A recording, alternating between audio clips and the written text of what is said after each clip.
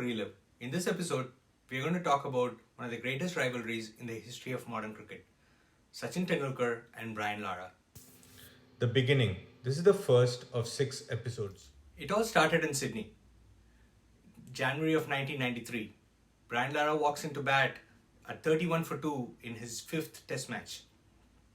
Out goes Desmond Haynes, and Lara comes into bat against the likes of McDermott, Merv Hughes, Shane Warne, who had just taken a 7 for 52 in the previous test match at Melbourne, and Greg Matthews. Lara goes on to make one of his career-defining innings of 277 with shots all over the park. Both Warne and Greg Matthews bowl more than 40 overs with not much luck. Was one of the greatest displays of batting Sydney has ever seen. In fact, Lara went on to name his daughter Sydney as well. That's how important this innings was for him. Exactly 1 year before, January of 1992, Sachin Tendulkar was at the same ground playing against the same opposition, now with the likes of McDermott, Hughes, Bruce Reid and Shane Warne. In this case, Warne was playing his first test match. India were down 2-0 in the test series. Tendulkar went on to make one of his best centuries, and certainly one of the best ones that they have witnessed in Sydney. 148 not out, even Richie Benaud called it one of the best innings he has ever seen.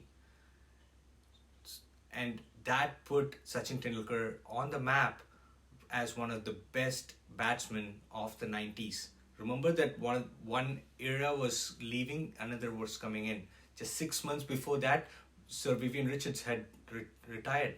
So the stage was set for the new stars to come in and take over. And Tendulkar was certainly making it his own.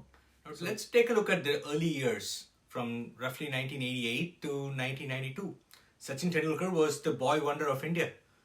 The entire cricket fraternity was talking about this boy who was 15-year-old and was making a huge amount of runs in the Bombay club circuit. Sachin then went on to make it to the Ranji Trophy team for Bombay, which was a big deal then because the Indian team at that point used to have at least 3 or 4 players who were just from Bombay. On top of it, he scored centuries on debut in Ranji, Deodar and Duleep trophies, and also went on to score a century in the Irani Trophy as well, which was a major achievement.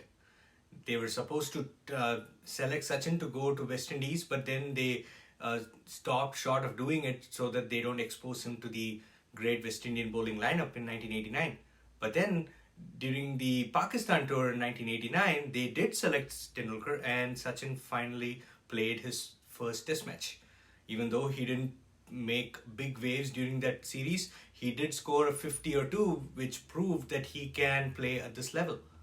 In the subsequent couple of years, he made a lot of news with respect to scoring a match-saving century at Old Trafford during the English tour, and also became the first international cricketer ever to represent Yorkshire. Going into the 1992 World Cup, Sachin Tendulkar was playing in the middle order then. He did make a couple of very important contributions, but India's performance during the 1992 World Cup was very well below par.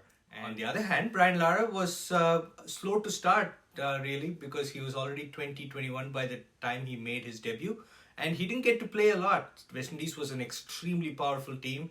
That time they were at the top of their game, with still the big wigs leading the team. Vivian Richards was still there.